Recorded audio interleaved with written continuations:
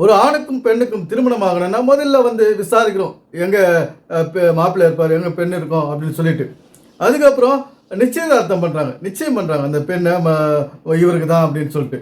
அதுக்கப்புறம் திருமணத்தை ஒரு டேட் வச்சு திருமணத்தை முடிக்கிறாங்க. திருமணத்தின் போது கிறிஸ்துவ திருமணம்னா அங்கே வாக்குறுதிகளை வாங்குவாங்க. கணவன் என்ன சொல்லுவார், மணமகன் என்ன சொல்லுவார், நான் உன்னை வந்து நான் விட்டு பிரிய மாட்டேன், மரணம் வரை உன்னை பிரிய மாட்டேன், எந்த நேரமும் உன்னோடு இருப்பேன் அப்படின்னு சொல்லிட்டு பல வாக்குறுதிகளை கொடுக்குறாரு. வாழ்விலும் தாழ்விலும் இப்படியெல்லாம் பல வாக்குறுதிகள் கொடுத்துட்டு தான் திருமணத்து அந்த தாலி கட்டும் நிகழ்ச்சி நடக்குது. எல்லா தமிழ்நாட்டு முறைப்படி அதுதான் நடக்குது எல்லா சபைகளிலும்.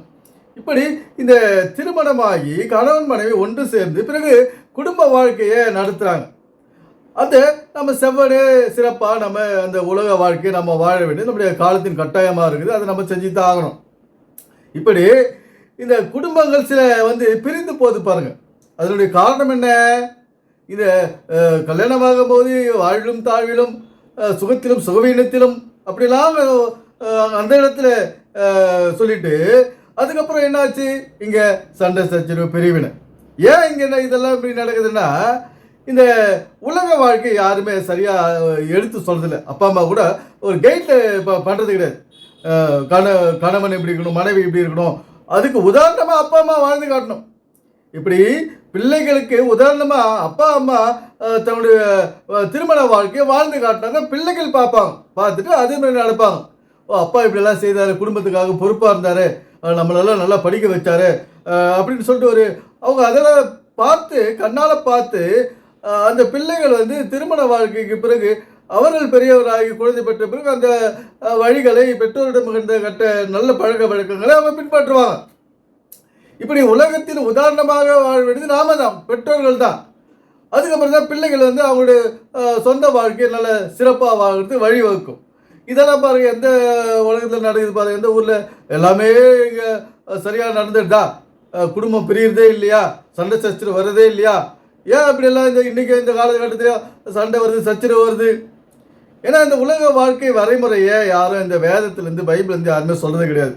ஒரு மத புத்தகத்திலிருந்து யாருமே சொல்கிறது கிடையாது.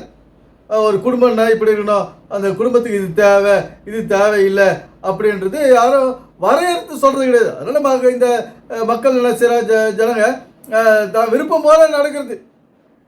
இப்போது வாழ்வின் ஆதாரம்ன்றது பணம் தான். அந்த பணத்தை மையமாக வச்சா உலகையுமே வாழ்க்கையே இயங்கினுக்குது. அந்த பணத்தை சம்பாதிச்சு சேர்த்து வைக்கணுமா இல்லையா? இப்படி பல ரூபத்தில் இன்றைக்கி குழப்பங்களும் பிரிவினைகளும் வந்துடுது. அப்படியே பணம் இருந்தாலும் பல பிரச்சனைகள் வருது. வாங்க இந்த சாப்பி செல்லத்துறை என்ன சொல்ற நம்ம பார்ப்போம். கர்த்தர் உனக்கும் உன் இள வயதின் மனைவிக்கும் சாட்சியாக இருக்கிறார். என்ன சாட்சியாக இருக்கிறாரு? உன் தோழியும் உன் உடன்படிக்கையின் மனைவியும் ஆகிய அவளுக்கு நீ துரோகம் பண்ணினாயே. உன் தோழியும், ஒய்ஃபை வந்து உன்னுடைய தோழின்னு சொல்லுது, ஃப்ரெண்டு. ரொம்ப ஆழமான ஃப்ரெண்ட்ஷிப், அது பிரிய முடியாத ஃப்ரெண்ட்ஷிப்பு. மற்ற ஃப்ரெண்ட்ஷிப்பெல்லாம் அவரோட பேசிக்கலாம், இந்த ஃப்ரெண்ட்ஷிப் பிரிய முடியாத ஒரு ஃப்ரெண்ட், ரொம்ப ஆழமான ஃப்ரெண்ட்ஷிப்பு. உன் தோழியும் உடன்படிக்கையின் மனைவியும் ஆகிய, உன் மனைவின்னு சொல்லியிருக்கலாம், அப்படி சொல்லலை.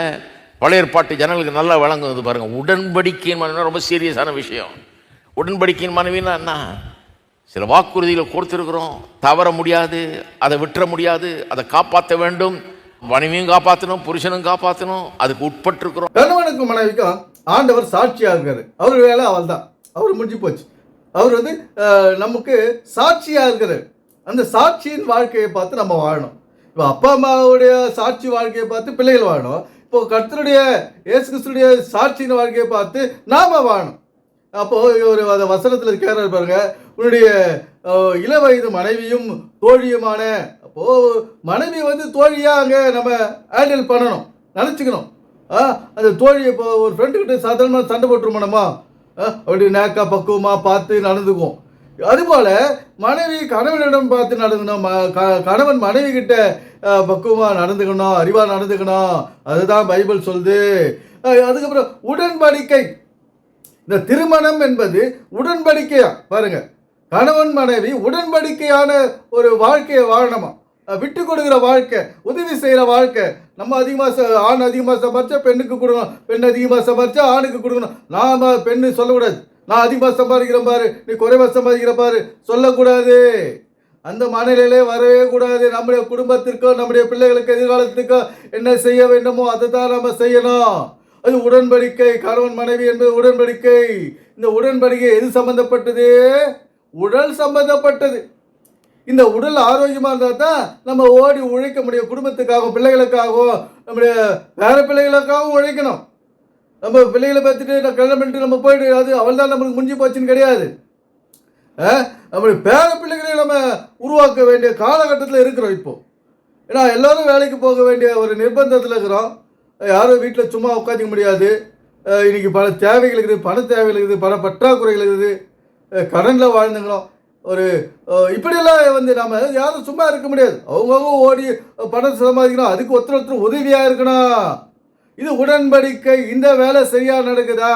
அதுதாங்க பைபிள் எதிர்பார்க்கறது. அதை விட்டுட்டு இல்லை சாமி சலத்தில் பெரிய கட்டணத்தை கட்டியிருப்பாரு, அங்கே போய் உட்காந்துக்கா பாருங்க. இந்த வீடியோவில் பாருங்க, இந்த படம் ஒன்று போகிற பாருங்க. அப்படியே அவர் சொல்கிறது அப்படியே எழுதுறாங்க. இவங்க வந்து ஒரு மேலோட்டமான ஒரு விஷயத்தை தான் சொல்லுவாங்க இந்த பாஸ்டர்களோ மற்றவர்களும். இப்படி ஒரு ஆழமான ஒரு பிரயோஜனமான ஒரு நமக்கு வாழ்க்கைக்கு உதவக்கூடிய விஷயத்தை இந்த வேதத்தில் சொல்கிறது கிடையாது. ஏன்னா அதை வேற கடன்னு எழுதிக்கின்னு அங்கே வந்து உட்காந்தின்னு ஒரு ஆரோக்கியத்தை கெடுத்துக்கினு நேரத்தை கெடுத்துக்கினு அந்த நேரத்தில் நம்மளுடைய பிள்ளைகளுக்காக நம்ம வேலை செய்யலாம். ஒரு நேரத்தோடு நம்ம சமைச்சு சாப்பிட்டு ஒரு ஓய்வு எடுக்கலாம். அந்த ஓய்வு நாள் அதெல்லாம் கிடையாது. ஏன் பிரச்சனை பிரிவினை வருது? ஏன் உடன்படிக்கை நம்ம மீறுறோம்? இந்த கட்டிட சபைகளால் தான் நம்ம உடன்படிக்கை மீறினோம். இன்னைக்கு இந்த கட்டிட சபைகள் தான், இன்னைக்கு இந்த பாஸ்டர்கள் தான் நம்முடைய வாழ்க்கையை பாழாக்கி கொண்டிருக்கிறார்கள். நம்முடைய உடன்படிக்கையை உடைத்து போடுகிறார்கள் இந்த பாஸ்டர்கள். இப்படி இந்த கட்டிட சபையால் நாசமானது அநேகம். நாம் பாதிக்கப்பட்டது எவ்வளோ இருக்குது. அதில் நம்ம தைரியமாக வெளியே சொல்கிறது கிடையாது. உங்களால் தான் எங்களுக்கு இவ்வளோ கஷ்டம் அப்படின்னு சொல்கிறது கிடையாது. யாராவது நல்லா பாட்டு பாடினாங்களா அவங்க பின்னால் போய்க்கினே அவங்க பாட்டை கேட்டுக்கினே. இப்போ ஜான் ஜெபராஜ் பாருங்க, இந்த உடன்படிக்கை மீறிட்டாரா இல்லையா? கணவன் மனைவிக்குள்ளே எவ்வளோ பிரச்சனை இருக்குது. அப்போ ஜான் ஜெபராஜ் என்ன செய்தாரு? நீ என்னுடைய பேச்சை கேட்கலையா, நீ என்னுடைய விருப்பத்தின் வழி நடக்கலையா, அவ்வளோதான் கைவிட்டுட்டு வேறு வேலையை பார்த்துட்டு போயிட்டாரு. இப்படி இந்த பைபிளானது ஒரு குடும்ப வாழ்க்கையை மையமாக வச்சு எழுதப்பட்டது. நீ பாட்டு பாடு, என்னை நோக்கி கைத்தட்டு, என்ன புகழ்ந்து பாடிக்கிட்டே இரு, ஊரூரா போய் பாடு, ஊரூரா போய் பிரசங்கத்தை பண்ணு, அது சொல்லலை. இங்கே குடும்பமாகிய உடன்படிக்கையை நாம் காத்து கொள்ள வேண்டும், அதன்படி நடக்க வேண்டும். உடன்படிக்கை பெட்டி இப்படி எவ்வளோ இருக்குது இந்த உலகத்தில். நம்ம இந்த வேதத்தில் ஆராய்ந்து நம்முடைய வாழ்க்கைக்கு பிரயோஜனப்படிப்படி எடுத்துக்கொள்ள வேண்டிய எவ்வளோ இருக்குது. ஆனால் இன்றைக்கி ஒரு கட்டிட சபையை கட்டி நாங்கள் பாட்டு பாடுறதோ, டான்ஸ் ஆடுறதோ, ப்ரோக்ராம் பண்ணுறதோ, கிறிஸ்மஸ் ப்ரோக்ராம் பண்ணுறதோ, நியூ இயர் ப்ரோக்ராம் பண்ணுறது, இப்படி தான் போயிருக்குது இந்த உலகம். இதெல்லாம் வந்து முக்கியம் கிடையாது, தேவையில்லைன்னு பைபிள். இங்கே தேவையானது என்ன? உடன்படிக்கை, குடும்பம் உடன்படிக்கை, கணவன் மனைவி உடன்படிக்கை, வாழ்க்கை உடன்படிக்கை. இதை நம்ம ஒழுங்காக செய்கிறோமா? அதுதான் இங்கே நடக்க வேண்டிய வேலை, நாம் செய்ய வேண்டிய வேலை. அதை விட்டுட்டு இந்த பாஸ்டர் மீட்டிங் வச்சு அந்த பாஸ்டர் மீட்டிங் வச்சுட்டாரு. அந்த காலத்தில் ரொம்ப மீட்டிங் வைப்பாங்க, ப்ரேயர் மீட்டிங், இது ஓப்பன் மீட்டிங்கு. எங்கே கிரவுண்ட் இருந்தாலும் அங்கே நிறைஞ்சு வழியும் ஒரு 20 வருஷத்துக்கு முன்னால். ஆனால் இப்போல்லாம் அதெல்லாம் குறைஞ்சி போச்சு. ஏன்னா இப்போல்லாம் யூடியூப் வந்துடுச்சு, நிறைய பேர் வந்து யூடியூப்லேயே பார்த்துட்டு போயிடுறாங்க, யூடியூப்லேயே பிரசங்கம் பண்ணிடுறாங்க. ஆனால் அந்த பிரயோஜனமான வாழ்க்கைக்கு ஒரு விஷயம் இவங்க சொல்லலையே. இந்த வேதமானது ஒரு வாழ்வியல் புத்தகம், கணவன் மனைவியை மையப்படுத்தி எழுதப்பட்ட ஒரு குடும்ப காவியம் இது. இந்த வேதம் எது? இது குடும்ப காவிய புத்தகம், இந்த புத்தகம் பைபிளு. அதனால இந்த உலக வாழ்க்கை எப்படி ஒழுங்கும் கிரமமாக நம்ம வாழணும், அதை தான் நம்ம சிந்தித்து செயல்படுத்த வேண்டும். அதன்படி நடந்தால் நாம் ஒரு நல்ல வாழ்க்கை, இன்பமான வாழ்க்கை, குடும்பம் பிரியாத, கணவன் மனைவி ஒற்றுமையோட அன்பான அழகான ஒரு அருமையான வாழ்க்கை இந்த உலகத்திலே வாழலாம், நிம்மதியான வாழ்க்கை என்பது இறை நோக்கம். எனவே சிந்திப்போம், செயல்படுவோம். நன்றி, வணக்கம் நண்பர்களே.